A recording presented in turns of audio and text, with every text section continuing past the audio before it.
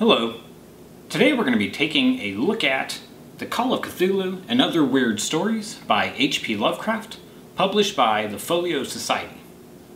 Now, believe it or not, this is actually the first Folio Society book that I've ever purchased. I am familiar with the publisher and I followed them for some time, but I've never actually purchased any of their books. I do collect a lot of books, but typically if I'm going to spend any kind of significant amount of money on a book, I'm probably going to buy an older book, a first edition of some sort of signed book. So this was kind of my first foray into some of their nicer limited edition printings. So it was sort of inspired by a lot of the great YouTube videos that are out there. And there's a ton of great channels that are all dedicated to reviewing the Folio Society books. So I'm going to link some of those channels in the description below, so definitely open that up and check those out if you're interested in seeing some other great books that have been published by the Folio Society. Now, typically in my videos I do try to give a little bit of background information about the book. I try to talk a little bit about the author. I'm going to try to skip some of that out just to keep this video moving along. I will say though, if you have not read H.P. Lovecraft, you have been missing out. He is really one of the true forefathers of weird fiction and horror fiction and a little bit of science fiction horror. Just a wide variety of genres, and he was significantly ahead of his time. He's much more famous posthumously than he ever was in life. I'd highly encourage you to go pick up one of his books, read it, and I think you'll enjoy it. So let's talk a little bit about this book. So as I said, this particular book was published by the Folio Society in 2017. There are two versions of this book. There is a traditional version of the book, and then this is their limited edition. The books do have some differences to them. The inside of the books, the content, the stories, the artwork is all the same, but it's really about the binding in the box and the limited availability of this limited edition that sort of separates the two copies. So as I said, this copy was printed in 2017. This is a limited numbered copy, meaning they printed 750 copies of this book. There was also 25 lettered copies that were printed but were never actually put up for sale by the Folio Society. I would assume those copies were ones that they would use or give away internally. The book is in this Solander case, which you may be able to see in the video.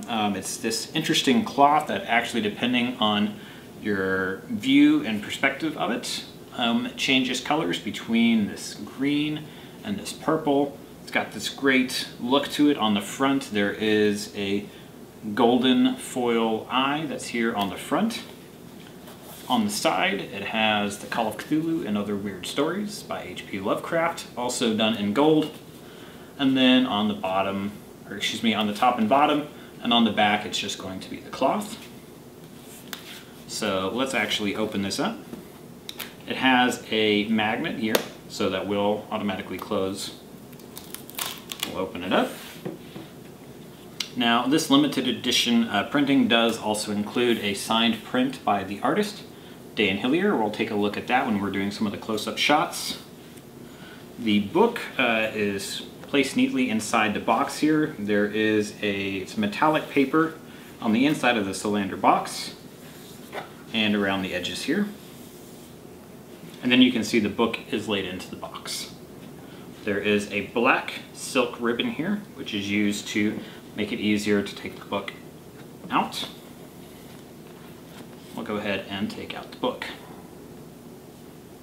So this is the book. As you can see, it's very dark looking. It's all in black. This is actually one of the things that attracted me to this book. There's a few different things to notate about it. First off, it is all in black. You probably won't be able to see that very well, but it does, again, have the title here, The Call of Cthulhu and Other Weird Stories by H.P. Lovecraft here on the side. The front is sort of stamped with a design by Dan Hillier as well, and then there's, in the center is a gold sort of hieroglyph there. The pages on all sides are also done in black. It's sort of like you would see like a gold gild or top color, but in this case it's all done in black, which I've actually never seen on a book before. It's a very, very beautiful book. It's done in as it's called, an eco-simulated leather. So this is not real leather that this has been bound in. It's very soft, it feels great in the hands, but it is not real leather. I'm not a bookbinder, but I would assume the reason behind that is I do know that real leather, especially leather that has been tinted like this, bleeds pretty significantly, so I would assume that they would have had concerns with the colors fading and possibly even bleeding into the box itself, so that may be one of the reasons why. I think for people that are sticklers for real leather, this may be a sticking point for them. But I think for the majority of people, they prefer something that's going to be a little bit more durable and that'll hold up a little bit better than leather might. Opening up into the book, this is something of note here. These are hand marbled end papers, which is something that they put a big focus on in this book. There's actually a card in the box. I'll pull this out so you can see it. It talks a little bit about the hand marbling process. These are absolutely gorgeous. I'll try to get you a little bit closer look at it here, and then again we'll do a close-up afterward. But I mean, these end papers are some of the nicest end papers I've seen. It's really quite fabulous. It's this very, very thick stock. Then it opens up to the title page. Here we can see it talks a little bit about this edition. This is copy number 481 of the 750 copies. I don't believe this book has actually been out and available for too long. It seems to be moving very quickly through the number of copies that are available as of the time of this video. There's about 200 or so of the 750 copies still available. And it opens up into where we get to see sort of a first glimpse into Dan Hillier's artwork. He's the artist that was hired to do the artwork within this book. If you're not familiar with his work, you should go look it up. He has some very amazing and unique artwork. It's been edited by S.T. Yoshi, who is really one of the premier historians on Lovecraft. Edited by Alan Moore of, I believe, Sin City fame. And illustrated by Dan Hillier. There's some contents here that cover some of the stories, in the book itself. It opens up with Dagon and the Statement of Randolph Carter, which are two of his earliest works. They're actually two of my favorites. It also includes a lot of the other ones that you would expect, some of the traditional horror ones, like The Rats on the Walls, Call of Cthulhu, of course, The Shadow over Innsmouth, which are both part of that Cthulhu mythos. And then it opens up into the book. And it's done in a Italian-style typeset, so there's a lot of sort of wide margins to it. The paper is really, really nice. Very, very magnificent. I am a little curious about how well the black stain around the page edges will hold up under really any kind of use, so that's sort of an open question that I have. I would assume that it would probably fade with very limited use, but I guess I'll find out, but I likely won't be reading this copy too much.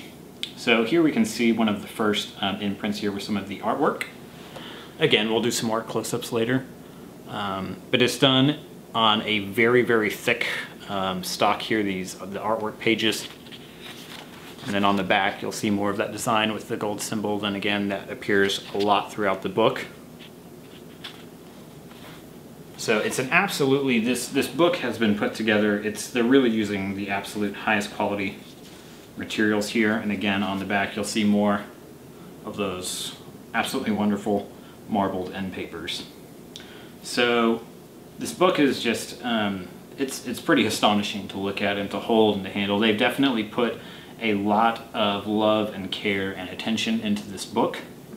We'll talk a little bit about some of the collectability of the book and their price for it. The book is currently priced at $575 for the limited edition. I think the regular version of the printing is, I think it's about $125 for that. It's not bound in a black leather or echo leather like this. It's actually bound in a cloth that looks pretty much exactly like this here. So that is what you would expect if you're purchasing the regular edition, which is, I will say, quite lovely. This one is pretty significantly more expensive than that one. Now, in terms of the value of it, I think that's going to be sort of up to you.